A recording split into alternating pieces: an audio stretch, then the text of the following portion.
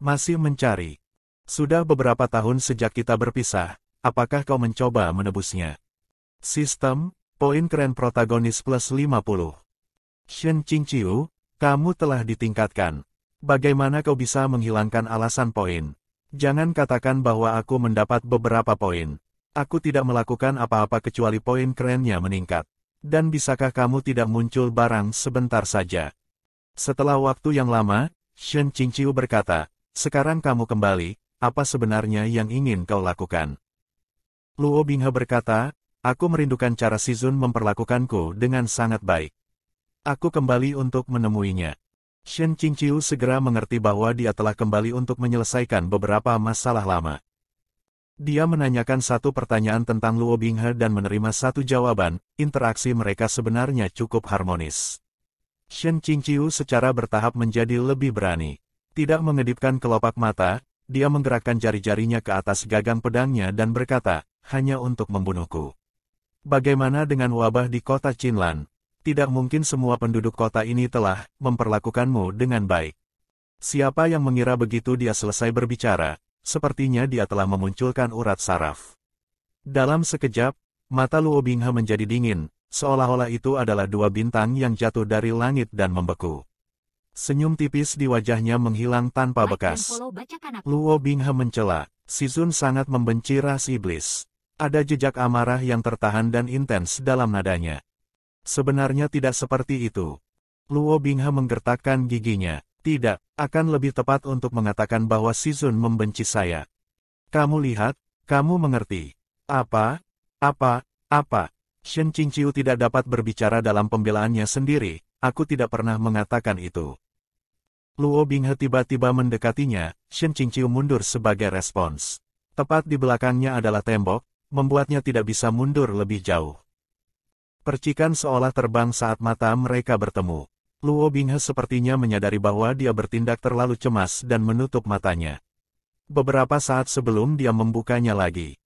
Apa Si Zun benar-benar berpikir karena setengah dari garis keturunanku? Cepat atau lambat aku akan melakukan hal-hal seperti pembunuhan, pembakaran, pembantaian semua orang di kota yang direbut, dan menghancurkan negara. Shen Qingqiu hanya bisa diam. Jika dia memiliki salinan fisik Proud Immortal Demon Wei di tangannya, dia pasti sudah lama menampar wajahnya dengan buku itu. Di mana ada asap di situ ada api. Ada 20 juta karakter yang bisa digunakan sebagai bukti. Tidak hanya dia melakukan pembunuhan, pembakaran, pembantaian semua orang di kota yang direbut, dan menghancurkan negara, tidak mungkin untuk membesar-besarkan kesalahan Luo Binghe. Ketika Luo Binghe melihat bahwa Shen Qingqiu tetap diam dan bulu matanya tersapu untuk menutupi matanya, dia menganggapnya sebagai kesepakatan. Dia mencemooh. Kalau begitu, kenapa Anda bilang untuk tidak peduli dengan ras seseorang? Mengapa Anda mengucapkan kata-kata sombong seperti tidak ada seorang pun di dunia ini yang tidak dapat ditoleransi oleh langit dan bumi? Tiba-tiba, ekspresi wajahnya menjadi suram. Dengan cemberut dan marah, dia berteriak, kau benar-benar munafik. Shen Qingqiu telah waspada untuk beberapa waktu, jadi dia cepat mundur dan menghindari bahaya. Dia menoleh ke belakang untuk melihat bahwa dinding yang baru saja dia sandari telah hancur berkeping-keping oleh serangan Luo Binghe. Meskipun dia tahu bahwa temperamen Luo Binghe akan berubah ketika dia kembali dari jurang, dia tidak menyangka itu akan berubah sebanyak ini. Mengatakan bahwa dia menjadi sangat murung adalah pernyataan yang meremehkan. Mengetahui hasil berdasarkan pengetahuannya tentang buku adalah satu hal, tetapi melihat perubahan ini sepenuhnya pada orang yang dulu dikenalnya, terutama karena ini adalah hasil dari tindakannya sendiri, adalah hal yang berbeda. Luo Binghe sepertinya tidak benar-benar ingin memukulnya. Setelah ledakan tiba-tiba itu, dia tampak melepaskan sedikit tenaga. Dia menoleh dan bergerak untuk menangkapnya, tetapi Shen Qingqiu tiba-tiba menarik keluar Xiuya. Dia tidak menghunus pedangnya secara manual untuk waktu yang lama. Dulu, dia lebih suka menggunakan energi spiritualnya untuk memanggilnya, tetapi sekarang dia tidak memiliki energi spiritual dan hanya bisa mengoperasikannya secara manual. Tidak ada yang bisa dia lakukan, dia tidak bisa membiarkan dirinya tertangkap. Setidaknya saat ini, dia tidak bisa duduk diam. Dia telah membuat kesalahan besar. Dia mengira Luo Binghe harus berkultivasi selama 5 tahun sebelum keluar dari jurang maut. Siapa yang akan membayangkan bahwa bakat penipu protagonisnya begitu menakjubkan dan tumbuh semakin baik setiap hari. Luo Binghe benar-benar menyelesaikan tugasnya dalam separuh waktu. Kartu truf penyelamat hidup Shen Qingqiu, benih bunga matahari dan embun bulan, belum siap. Melihat situasi saat ini, Luo Binghe perlahan mengangkat tangannya untuk mengungkapkan energi iblis ungu dan merah yang berputar-putar di telapak tangannya.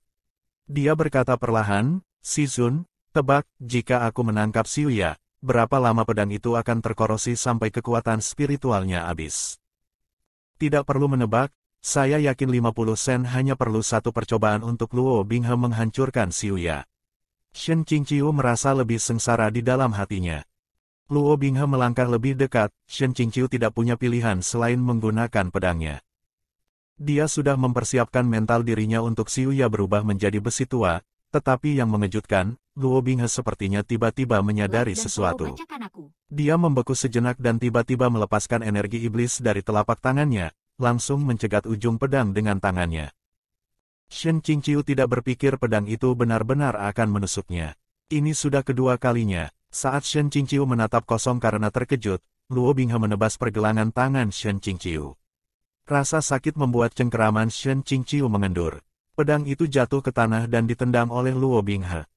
Luo Binghe memegang erat pergelangan tangan Shen Qingqiu di satu tangan. Darah segar mengalir dari telapak tangannya, membasahi lengan baju Shen Qingqiu. Darah terus mengalir terus-menerus, mengisi hatinya dengan panik. Di tengah situasi yang membingungkan ini, Luo Binghe menyerahkan tangannya, "Kamu telah terinfeksi." Pergelangan tangan Shen Qingqiu memiliki beberapa bintik merah kecil yang tersebar dibandingkan sebelumnya pada hari itu.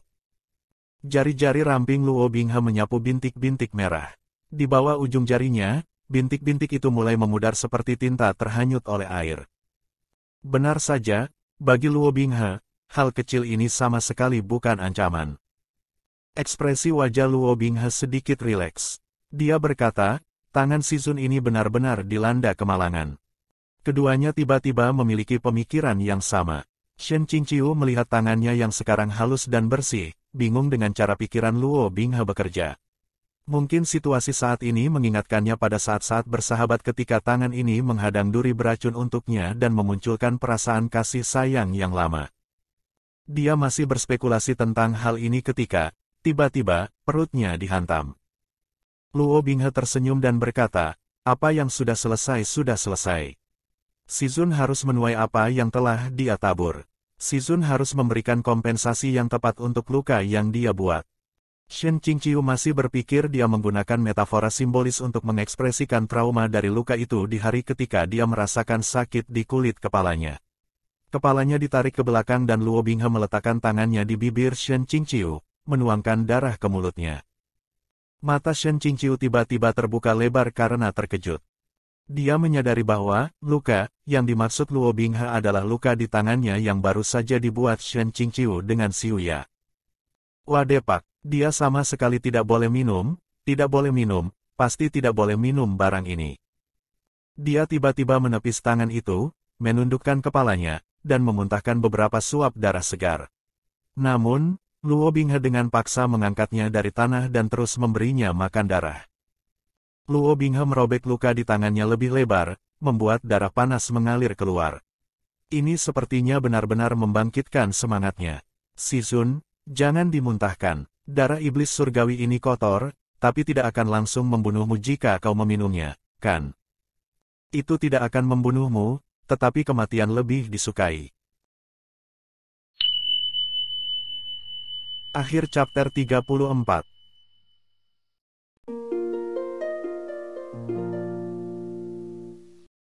Jika Anda suka video ini, silakan like dan subscribe akun YouTube @bacakanaku untuk mendapatkan update audio novel lainnya. Terima kasih.